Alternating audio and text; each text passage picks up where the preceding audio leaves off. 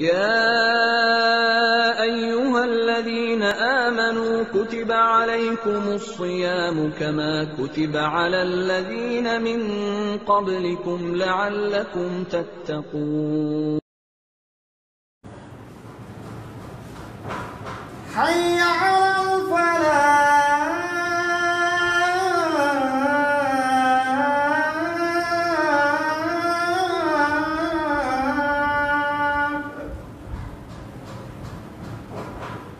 الله أكبر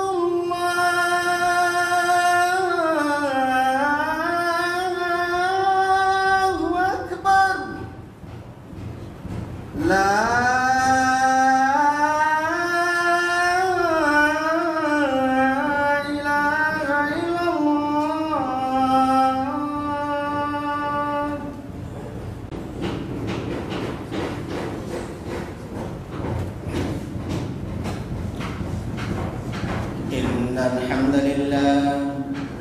إن الحمد لله نحمده ونستعينه ونستغفره ونؤمن به ونتوكل عليه ونعوذ بالله من شرور أنفسنا ومن سيئات أعمالنا. من يهده الله فلا مضل له ومن يضلل فلا هادي له. وأشهد أن لا إله إلا الله وحده لا شريك له. وأشهد أن محمدا عبده ورسوله. أما بعد فأعوذ بالله من الشيطان الرجيم. بسم الله الرحمن الرحيم. يا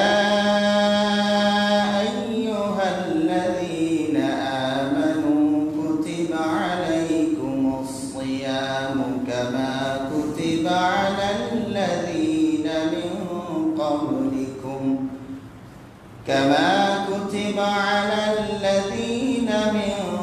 قبلكم لعلكم تتقون. عن سهل بن سعد رضي الله تعالى عنه قال قال رسول الله صلى الله عليه وسلم في الجنة 8 أبواب منها باب يسمى الريان لا يدخله إلا الصائمون. متفق عليه. الحمد لله. সমস্ত প্রশংসা যাবতীয় গুণগান মহান আল্লাহ সুবহানাহু ওয়া তাআলার জন্য, যার অপার অনুগ্রহে এবং অশেষ মেহেরবানিতে এবছর আমরা রমাদানে পদার্পণ করতে পেরেছি, রমাদানে প্রবেশ করতে পেরেছি। যে রব্বুল আলামিন মেহেরবানি করে দয়া করে আমাদেরকে সুযোগ করে দিলেন, সে রব্বুল আলামিনের কৃতজ্ঞতা এবং শুকরিয়া জানাই আলহামদুলিল্লাহ। এই একটি বছরের ভিতরে গত রমাদানের পরে এই রমাদানের আগে অনেক মানুষ পরপরের যাত্রার যাত্রী হয়েছেন, তারা মাটির নিচে চলে গিয়েছেন। আল্লাহ রাব্বুল আলামিন ইচ্ছে করলে তো আমাকে আপনাকে ওই লিস্টে ফেলতে পারতেন। তো যে রব্বুল আলামিন আমাদেরকে আবারও এই রমাদান পাওয়ার তৌফিক দান করলেন, তার আবার কৃতজ্ঞতা এবং শুকরিয়া আদায় করছি আলহামদুলিল্লাহ। অতঃপর অসংখ্য অগণিত অজস্র সালাত ও সালাম শান্তির ধারা বর্ষিত হোক আমাদের প্রিয় নবী, বিশ্ব নবী, সর্বশেষ ও সর্বশ্রেষ্ঠ নবী মুহাম্মদুর রাসূলুল্লাহ সাল্লাল্লাহু আলাইহি ওয়াসাল্লামের প্রতি। সমবেত সম্মানিত মুসলিমবৃন্দ, আজকের এই পবিত্র খুতবায় আমি আপনাদের সামনে যে বিষয় নিয়ে আলোচনা করার ইচ্ছা পোষণ করি সেটি হচ্ছে রমাদানে করণীয় ও বর্জনীয়। আল্লাহ রাব্বুল আলামিন বান্দাদেরকে বিভিন্ন সময়, বছরের বিভিন্ন সময় বড় বড় অফার ঘোষণা করেন, যাতে করে বান্দারা অল্প পরিশ্রম করে বেশি অর্জন করতে পারে। বিভিন্ন কোম্পানি দেখবেন তারা অফার দিয়ে থাকে। একটি সিম কোম্পানি ধরুন, সে নানান ধরনের প্যাকেজ ঘোষণা করে, অফার দেয়, সুবিধার কথা প্রচার করার চেষ্টা করে। উদ্দেশ্য কি? উদ্দেশ্য হচ্ছে যে তার সিম যে গ্রাহকরা ব্যবহার করছেন তারা যেন এই অফার পেয়ে খুশি হন, সন্তুষ্ট হন, তারা এই সিমটাই ব্যবহার করেন। আর অন্য সিম যারা ব্যবহার করছেন তারা যেন এই কোম্পানির অফারে মুগ্ধ হয়ে ওই সিম বর্জন করে এই সিম কেনা শুরু করে। তাহলে উদ্দেশ্য কিন্তু দুটো হলো, একটি হচ্ছে আমার গ্রাহকরা যেন আমারই থাকে, অন্যদিকে যাওয়ার জন্য চিন্তা ভাবনা না করে, কারণ এই কোম্পানি ভালো সুযোগ সুবিধা দিচ্ছে, তো অন্য কোম্পানিতে যাবো কেন। আর অন্য কোম্পানির লোকগুলো, গ্রাহকগুলো যেন এই কোম্পানির অফারে মুগ্ধ হয়ে ওটা ছেড়ে দিয়ে এদিকে আসা শুরু করে। আল্লাহ রাব্বুল আলামিন আমাদেরকে অফার দিচ্ছেন। উদ্দেশ্য, আমরা যারা মুমিন আছি, আমরা যারা বিশ্বাসী আছি, আল্লাহর দলের লোক আছি, তারা যেন আল্লাহর দলের আল্লাহর এই অফারগুলো পেয়ে সন্তুষ্ট হয়ে আমরা এই দলে অবস্থান করি। পাশাপাশি শয়তানের দলে যারা আছে তারা যেন এই অফারগুলো দেখে খুশি হয়ে মুগ্ধ হয়ে ওই দল ছেড়ে দিয়ে আবার আল্লাহর দলে ফিরে আসে। এই জন্য আল্লাহ রাব্বুল আলামিন বড় বড় অফার ঘোষণা করে। এই যে রমাদান মাস, এটা একটি মহান মাস, এখানে আল্লাহ রাব্বুল আলামিন বিশাল বিশাল অফার দিয়েছেন, যা অন্য কোনো মাসে আপনি এভাবে পাবেন না।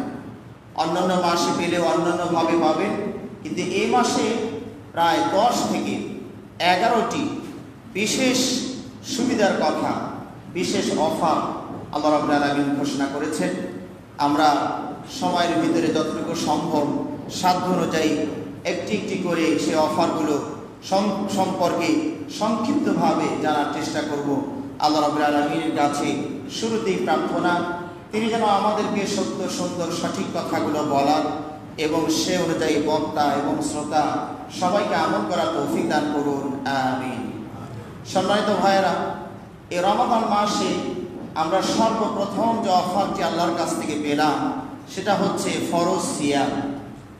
আমরা সারা বছরের নফল সিয়ামের অফারগুলো পেয়ে থাকি, কিন্তু ফরজ সিয়ামের অফারটা এই শুধুমাত্র রমাদানই পেয়ে থাকি। তো এই অফার, এই সিয়াম পালনের মাঝে সার্থকতা কি, লাভটা কি হবে? আপনি যদি কোরআন এবং হাদিসকে একত্রিত করেন তাহলে দেখা যাবে যে এই একটি অফারের ভিতরেই বিশাল বিশাল সুযোগের কথা, সুবিধার কথা আল্লাহ ঘোষণা করেছেন।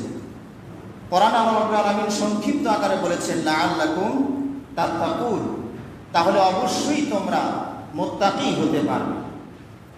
যদিও লাআল্লাহ শব্দটা সাধারণত সম্ভাবনাময় অর্থে ব্যবহার করা হয়, সম্ভবত তোমরা মুত্তাকি হতে পারবে, এই সম্ভাবনাময় অর্থটা হবে আল্লাহ ছাড়া বান্দারা যখন লাআল্লাহ শব্দটা ব্যবহার করবে তখন অর্থটা হচ্ছে সম্ভবত তোমরা এই কাজটা এটা হবে। কিন্তু রব্বুল আলামিন যদি এই শব্দটা ব্যবহার করেন তাহলে সেটার অর্থ হয় নিশ্চিত, অবশ্যই তোমরা যদি সিয়াম যথাযথভাবে পালন করো তাহলে অবশ্যই তোমরা মুত্তাকি হতে পারবে। কারণ এখানে যদি আপনি এই অনুবাদ করেন যে সম্ভবত তোমরা মুত্তাকি হতে পারবে, তাহলে আল্লাহ একটা দিক নির্দেশনা দিচ্ছেন, তাকওয়া অর্জনের একটা পথ বলে দিচ্ছেন। সেটাও যদি সম্ভাবনাময় হয় তাহলে আমরা যাবো আর কোন পথে? তাহলে অবশ্যই এটা নিশ্চিত একটি পথ। এভাবে যদি আমরা সিয়াম পালন করি তাহলে অবশ্যই আমরা মুত্তাকি হতে পারবো। তো তাকওয়ার বিষয়গুলো অনেক বড়, আজকের বিষয়ে আমরা সংক্ষেপে এইটুকু আপনাকে টাচ দিই। তাকওয়াটা মানে হচ্ছে দুনিয়াতে বেছে বেছে চলা। আপনি একটি কাঁটাওয়ালা পথ দিয়ে চলছেন, কিভাবে চলবেন? কখনো পাটাকে লম্বা করবেন, পায়ের ধাপটাকে আর একটু বড় করে ফেলবেন, কারণ মাঝখানে ফাঁকা পাওয়া যাচ্ছে না, একটু বড় করে ফেলতে হবে। আবার কখনো কখনো ছোট করে ধাপ ফেলবেন, কখনো ডানে যাবেন, কখনো বামে যাবেন। আর যদি কোনোভাবে সম্ভব নাই হয় তাহলে পিছনে ফিরে যাবেন, তবেই কাঁটাওয়ালা পথ দিয়ে আর আপনি যাবেন। তাকওয়ার সংক্ষিপ্ত পরিচয় হচ্ছে আপনি যারা মুমিন আছি তাদেরকে মনে করতে হবে এই পৃথিবীটা সব জায়গায় কাঁটা যুক্ত, সর্বত্রই কাঁটা ছড়ানো আছে। শুধুমাত্র আল্লাহ রাব্বুল আলামিন যে যে জায়গায় পা ফেলার অনুমতি দিয়েছেন ওই জায়গাগুলো হচ্ছে কাঁটা মুক্ত এলাকা। তাহলে আপনি চলার সময় একটা পা ফেলবেন, একটা পা তুলবেন, অবশ্যই আপনাকে খেয়াল করতে হবে যে আল্লাহ রাব্বুল আলামিন এখানে পা ফেলার অনুমতি দিয়েছেন কিনা, এই কাজটা করার অনুমতি দিয়েছেন কিনা, এই কথা বলার অনুমতি আল্লাহ দিয়েছেন কিনা। যদি এইভাবে বেছে বেছে চলেন তাহলে বোঝা গেল আপনার ভিতরে তাকওয়া অর্জন হয়েছে। আপনি দুনিয়ার সব কিছুতে কাটামনি করছেন, শুধুমাত্র আল্লাহর অনুমতি যেখানে আছে সেগুলোই শুধু কাটা মুক্ত। ওগুলো বলবেন, ওগুলো করবেন, ওটা ধরবেন, ওটা ওই পথ দিয়ে চলবেন, তাহলে আপনি তাকওয়া অর্জন করতে পেরেছেন, এটা বোঝা যাবে। এটা হচ্ছে কোরআন আল্লাহ রাব্বুল আলামিন বলছেন যে তাহলে তোমরা অবশ্যই মুত্তাকি তাকওয়াবান হতে পারবে। দেখুন, যারা সত্যিকারের শ্রম পালন করেন তাদের ভিতরে যে তাকওয়া আছে তিনি নিজেই প্রমাণ। কারণ মানুষের ভয়ে যদি আমরা শ্রম পালন করতাম তাহলে রাতে ওই দিনের বেলা কোনো একটা গোপন স্থানে গিয়ে পেট ভরে খেয়ে বন্ধু মহলে এসে কপালটা ভাঁজ করে বলতে পারতাম আজকে খুব শ্রম লেগেছে, রোজাটা সে খুব কষ্ট দিচ্ছে, আসলে পেট ভরে খেয়ে আসছে। তা আমরা যদি সেই রকম হতাম তো ফাঁকি দিয়ে মানুষের দৃষ্টি আড়াল করে খাওয়া সম্ভব ছিল। কিন্তু দেখুন, প্রাণ চৌচির হয়ে যায়, গলা শুকিয়ে যাচ্ছে, কোথায় আমরা কাতরাচ্ছি অনেক সময়। আমাদের তো এখন দিন ছোট আছে, আবহাওয়া তেমন গরম নয়, কিন্তু আরো অন্য এলাকায় সে তো খরতাপ চলছে, প্রখর তাপ চলছে, দিনটা অনেক লম্বা, কোনো জায়গায় হয়তো 20 ঘন্টা 22 ঘন্টা এরকমও শ্রম পালন করছে কোনো এলাকার মানুষ। এই যে কষ্টটা আমরা করছি শুধুমাত্র আল্লাহর ভয় আছে বলেই গোপনেও এরা কেউ খায় না। তাহলে বোঝা গেল কি এর ভিতরে তাকওয়া, আল্লাহর ভয় প্রবেশ করেছে। যদিও সেটা মোমবাতির আলোর মতো ক্ষীণ আকারে হোক না কেন, বলতে হবে তার ভিতরে আল্লাহর ভয় ঢুকেছে। না হলে মানুষের ভয়ে যদি হতো যে কোনো জায়গায় ফাঁকি দিয়ে খাওয়া সম্ভব হতো। আল্লাহ নবী সাল্লাল্লাহু আলাইহি সাল্লাম এই শ্রমের লাভের কথা কতভাবে ঘোষণা করেছে, যেটা প্রসিদ্ধ হাদিস আপনারা সবাই জানেন। আল্লাহ নবী সাল্লাল্লাহু আলাইহি সাল্লাম বলছেন, মান সামা রমাদান ঈমানান ওয়া ইহতিসাবান গুফিরা লাহু মা তাকাদ্দামা মিন যামবি। যে ব্যক্তি রমাদান মাসে সিয়াম পালন করবে সওয়াবের আশায়, আল্লাহর প্রতি বিশ্বাস রেখে সওয়াবের আশায়, তার আগের অতীতের পূর্বের সব গুনাহ আল্লাহ মাফ করে দিবেন। সুবহানাল্লাহ। তাহলে আমরা বলতে পারি সিয়াম হচ্ছে একটি সাবান, সার্ফ এক্সেল। আমাদের কাপড়ে ময়লা হলে যেমন আমরা ধৌত করি, 2-3 দিন ব্যবহার করলে সাবান দিয়ে না ধোয়া পর্যন্ত ওটার ব্যবহার করা যায় না। ঠিক আমাদের কলমটা, গুনাহগুলো জমা হয় কলমের ভিতরে। কারণ আমি গুনাহ করছি, আমার চেহারায় তো লেগে নাই, আমার হাতেও লেগে নাই, পায়েও লেগে নাই, শরীরে কোথাও স্পট পড়েনি। সাধারণত গুনার ময়লা জমা হয় কলমের ভিতরে। আল্লাহ নবী সাল্লাল্লাহু আলাইহি ওয়াসাল্লাম বলছেন, ইন্নাল আবদা ইযা আযনাবা যামবান নুকিতাত ফি কলবিহি নুকতাতুন সাওদা। বান্দা যখন গুনার কাজ করে তখন তার কলবের ভিতরে কালো স্পট পড়ে, কালো দাগ পড়ে যায়। আপনি যে সাদা কাগজ হাতে নিন এবং মনে করেন এটাই কলম ছিল। আল্লাহ রাব্বুল আলামিন যেদিন কলম বানিয়েছিলেন, আপনার কলমটা, আমার কলমটা, হৃদয়টা, হার্টটা সেদিন ছিল একদম ফ্রেশ, স্বচ্ছ, পরিষ্কার, ক্লিন। আমরা যখন হুন্ডা কেনেন প্রথম দিকে, যেখান দিয়ে ধোঁয়া বের হয়, ওটার ভিতর বাহির কিন্তু চকচকেই ছিল। কয়েকদিন মাত্র ব্যবহার করার পরে ভিতরটা কালো হয়ে গেল, উপরেরটা ঝকমকেই রয়ে গেল। ঠিক আমার আপনার কলমটা হচ্ছে ওই রকম ফ্রেশ কাগজের মতো সাদা ধবধবে ছিল, ওখানে কোনো ময়লা আবর্জনা ছিল না। যখনই আমি গুনাহ করলাম, কলমের ভিতরে দাগ পড়ে গেল, ময়লা পড়ে গেল, স্পট পড়ে গেল। এরকম গুনার পরিমাণ আমরা যত বাড়াবো ততই কালো দাগটা বাড়তে থাকবে। এখন এটা পরিষ্কার করতে হবে, ময়লা তো পড়ে গিয়েছে, সাবান দিতে হবে। সাবানটা পাবো কোথায়? একাধিক ব্যবস্থাপনা আল্লাহ রাব্বুল আলামিন আমাদেরকে বলে দিয়েছেন নবী সাল্লাল্লাহু আলাইহি ওয়াসাল্লামের মাধ্যম দিয়ে। তো আজকের যে পয়েন্টটা, আজকের সাবানটা হচ্ছে, তার নাম হচ্ছে সিয়াম। আপনি সিয়াম পালন করবেন, আপনার কলমে জমে থাকা ময়লাগুলো আস্তে আস্তে পরিষ্কার হয়ে যাবে। এই কলম পরিষ্কার করার আরেকটি মাধ্যম হচ্ছে সালাত। সালাত পড়বেন, আপনার কলমটা পরিষ্কার হয়ে যাবে। সুন্নতি তরিকায় জিকির করবেন, আপনার কলবটা পরিষ্কার হয়ে যাবে। আল্লাহ নবী সাল্লাল্লাহু আলাইহি সাল্লাম সালাতের ব্যাপারে উদাহরণ দিয়ে বলেছিলেন, তিনি সাহাবাদেরকে নিয়ে শীতকালে রাস্তায় বেরিয়েছেন। আরব দেশে শীতকালে গাছের পাতাগুলো একটু মরা মরা ভাব ধরে। তিনি গাছের দুটো ডাল ধরে, দুই হাত দিয়ে দুটো ডাল ধরে ঝাঁকি দিলেন, পাতাগুলো ঝরঝর করে মাটিতে পড়ে গেল।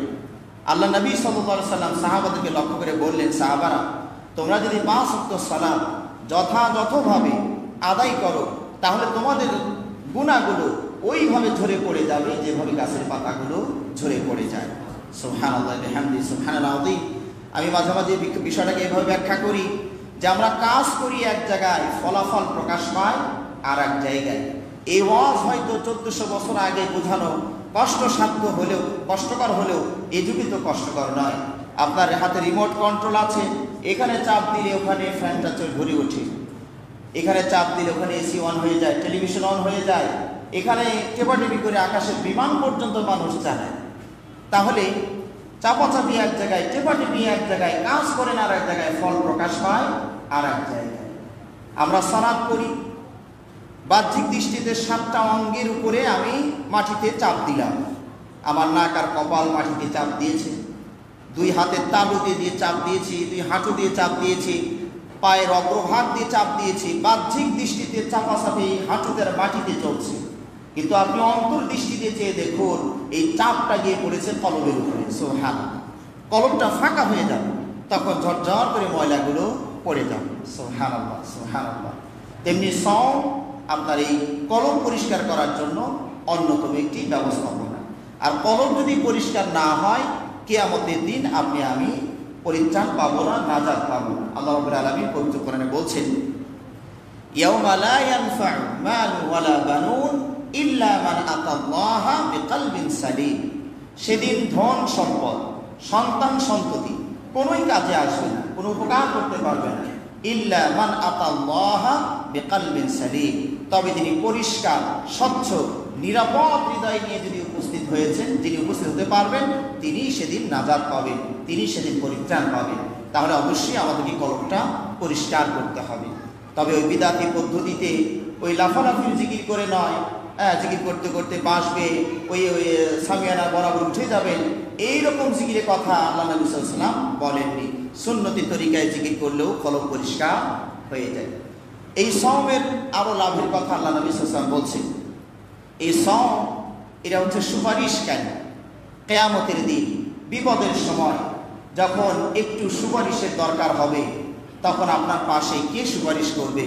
আল্লাহ নবী সাল্লাল্লাহু আলাইহি ওয়াসাল্লাম বলছেন, ইন্না সিয়াম ওয়াল কুরআনা ইয়াশফাআন লিল আবদি। নিশ্চয় সিয়াম এবং কোরআন আল্লাহর কাছে বান্দার জন্য সুপারিশ করবে। আল্লাহ, এই আপনার এই বান্দা, আমি সিয়াম বলছি, আজকে সিয়ামের তো কোনো দেহ নাই, বডি নাই, কিন্তু সেদিন আল্লাহ রাব্বুল আলামিন এদেরকে দেহ বডি দিয়ে দিবেন।